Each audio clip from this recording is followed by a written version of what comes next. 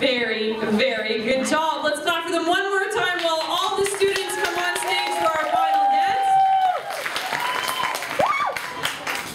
dance. So, tonight was a night to celebrate their English, to show them how much fun they've had, and really to show off how cool they are, right? So they got to sing some very famous songs, but these are very fantastic kids. And we have all been very lucky to spend 2 weeks with them. So thank you for sharing your children with us. They were great students.